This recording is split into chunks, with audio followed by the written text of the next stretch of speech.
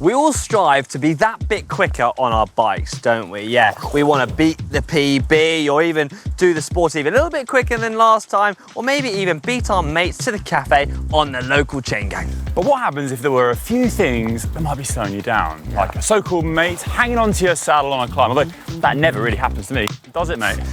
No, well, have no fear, because we're going to highlight some of those issues in this video, so well, next time you're out on your bike, those things won't be slowing you down. Let's do it, mate.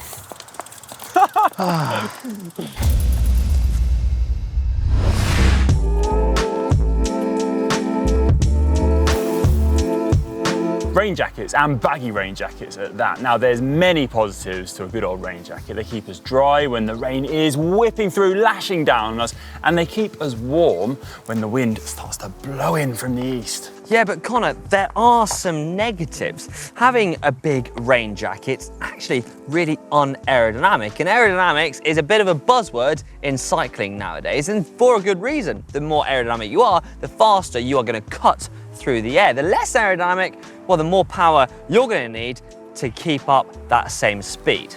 Yeah, so what I'd recommend is wearing a Gabba jacket, something like this. It's skin tight, so much more aerodynamic, and when the rain isn't quite lashing down, it keeps you warm and dry, and you don't have to flap around like your uncle's blueberry bush when the wind really does whip in. Yeah, so don't have a rain jacket a bit like this one. Yeah. This one is a little bit baggy. You can see the difference.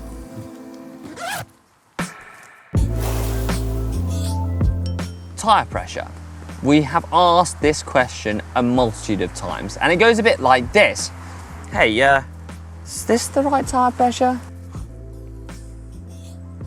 Hey, what tyre pressure are you running? Leave off. These are questions we have all asked in our cycling careers, whether you've just started the sport or maybe you're lining up for a race and wondering what your optimal tyre pressure should be. The first thing to understand is that tyre pressure is variable depending on what surface you'll be riding on. Today, well, for once, it's actually fairly smooth. So let me explain. If you're riding an uber smooth surface like a velodrome or a track, you can ride harder tyre pressures. Those professionals out there can be riding 160 PSI or higher depending on their tyres on that smooth surface. But riding this hard tyre pressure on an outdoor road is highly inefficient because it's going to be bouncing off all the impurities of that surface. For the open road, you want to reduce that tyre pressure. The rougher the road, the less tyre pressure you should use. Also, you need to take into account that heavier riders should actually use more pressure. Heavier you are, more pressure. Plus, if you're using a wider width tyre, you should actually lower that pressure. So it makes sense that if you are heavy, like myself, then personally I'd opt for something like a 28mm or maybe a 32mm tyre if your frame allows that. Then you can operate at a lower tyre pressure, giving yourself a more comfortable ride, which thus translates to a faster one. Have you ever seen these positions while out on the bike? Oh, this one. Yeah, not very aerodynamic, is it, mate? That one looks like a bit of a hurter, if I'm honest. Ooh, yeah. Oh, and this one.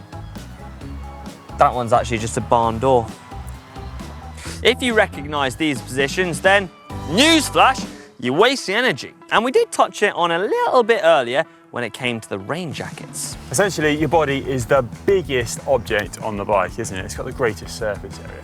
What does that mean? We need to make it more aerodynamic. So think about how you're riding and what situation you are riding to, because, well, it's going to slow you down if you're not really thinking about it. Yeah, it is. You want to get on the drops as much as you can, especially at higher speeds. Think about getting your head out of the wind too, so relaxing your shoulders, dropping your shoulders, rolling them back, getting your head, tucking your head down as much as possible. That being said though, you don't want to overdo it either, because if you're not comfortable in your position, you're not going to be able to go fast either. So it's a bit of a balance. And if you're still wondering what an aerodynamic position might be, here are a few examples.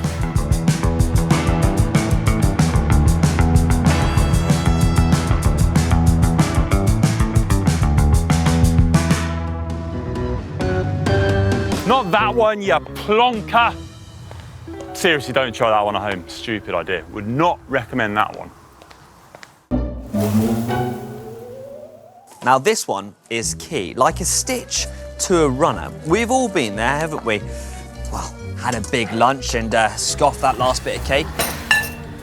And then, suddenly, the ride leader stands up, puts their helmet on, and you know that's a sign. We are off. It dawns on you. Oh no. Oh no. Why? Why did I have that last cake? And then the hammer goes down, the speed goes up and your power drops. And you realise you've made a big mistake. It's like the time you wore your uncle's boxes at your self-catering cottage in the Cotswolds and you still never speak about that. Oh no, this has been a big mistake.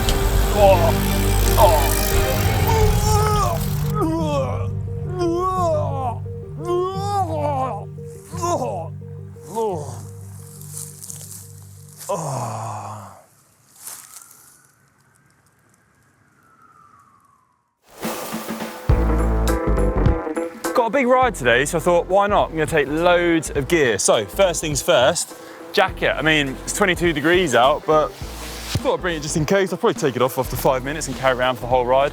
And what? Allen keys. I love Allen keys, very useful. I thought I'd bring the heaviest ones possible, every single set, just in case, put them in the pockets.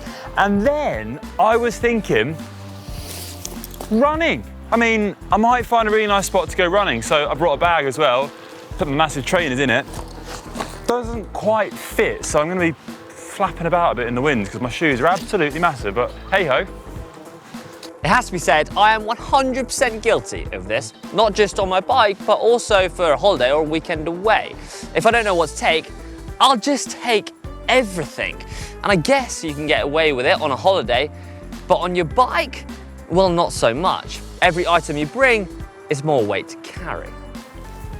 Actually, yeah, Hank is kind of right. I mean, we're all guilty of it at some point or another in our riding journey, and you need to think about your ride duration, how far you're going, what you need. Do you really need your trainers?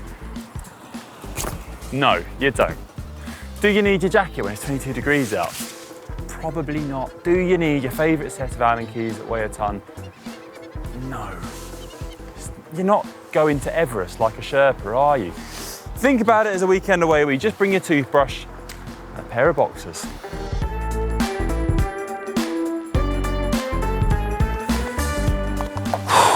Well, so there you have it. Some of the weird but wonderful things that we all kind of do that end up slowing us down. But let us know in the comments if we've missed anything, if there's anything else that might slow you down. I know we've missed one, taking selfies. Yeah, we definitely can't go anywhere with you. It's like meandering along like a tortoise. Oh, sorry about that, mate. Well, if you enjoyed this video, then you know what to do. Give this video a big thumbs up. And actually, I think I owe you something for the beginning of this video. Oh, dead arm. Ah! Yeah, you deserved it. I thought we were mates.